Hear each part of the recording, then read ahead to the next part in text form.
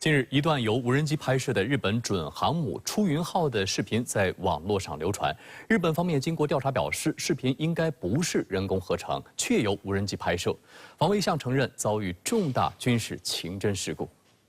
这则在网上流传的视频总共19秒，可以看到镜头从出云号的甲板上掠过，全程畅通无阻。视频早在3月就在网络上公开。日本起初怀疑影片可能是由人工智能技术生成，但日本防卫省在分析了舰身形状、甲板上的编号以及建筑物阴影、树木、海浪等周边情况后，认定无人机从上空飞过实际拍摄的可能性较高。 日本防卫大臣木原忍10号表示，将严肃对待调查结果。防衛関係施設に対してドローンにより危害が加えられた場合、我が国の防衛に重大な支障を生じさせかねない、ことから防衛省自衛隊としては今回の分析結果を極めて深刻に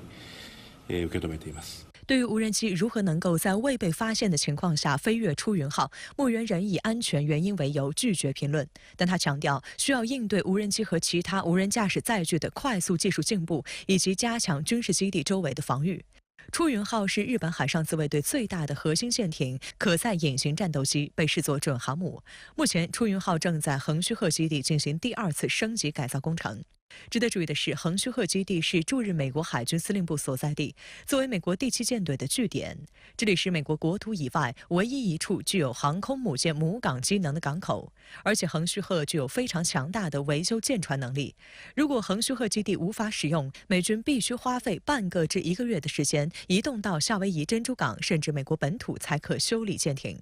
当前，美国核动力航母里根号就在横须贺港检修，疑似也遭到了无人机拍摄。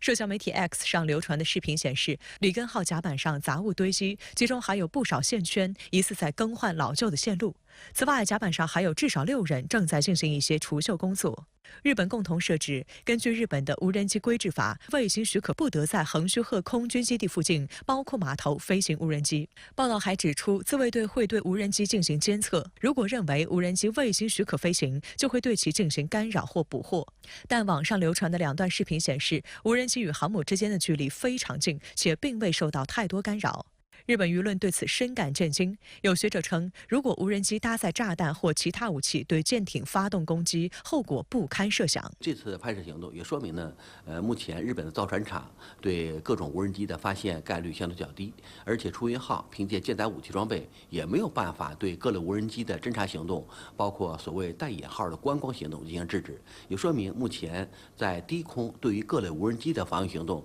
是全球难题。自杀式无人机作为一种新型武器，具有速度快、难以追踪等特点。所谓自杀式，就是把自身当作武器对敌方目标进行打击，基本上是一种游荡式弹药。自杀式无人机可以精准打击敌方的防空雷达系统、装甲纵队、火炮阵地、弹药补给运输车队，甚至可以攻击停在机场的战机。由于造价低廉，又不会造成己方飞行人员的损失，无人机已经开始逐渐取代传统空对地支援火力中各种类型战机的角色，成为十分有效的精准打击武器。在红海，也门胡塞武装也多次使用无人设备攻击美国舰艇，美军曾多次发布公告称进行了有效防卫。不过，美国《华盛顿邮报》近日发文披露，美军几乎在用高射炮打蚊子，每一次打击都毫无性价比可言。胡塞武装使用的自杀式无人机成本最低不过2000美元，但美军用以拦截的标准2导弹造价则高达210万美元。而且，美国海军经常要使用2枚标准2来击毁一架无人机。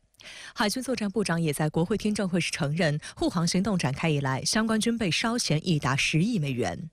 为了应对装备白菜化导致的攻击能力严重不对称，美军也正另辟蹊径。一方面，美国正努力开创廉价武器的新赛道，包括研制为捷达姆112卫星制导滑翔炸弹加装简单喷气式发动机的减配式巡航导弹，价格十分低廉。此外，美国陆军在位于俄克拉荷马州的希尔堡美军基地设立了一所新的学校，专门培养官兵应对小型武器化无人机威胁。美国在去年10月就开启了这个庞大计划，预计每年训练1000名士兵使用反无人机防御系统。据悉，美国军方已经有10多个反无人机系统投入使用，可以快速识别无人机并展开追踪和打击。Whereas the smart shooter utilizes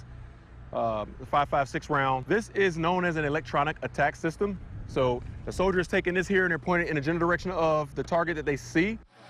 And then the soldier replacement operation utilized various jamming means to interdict that target.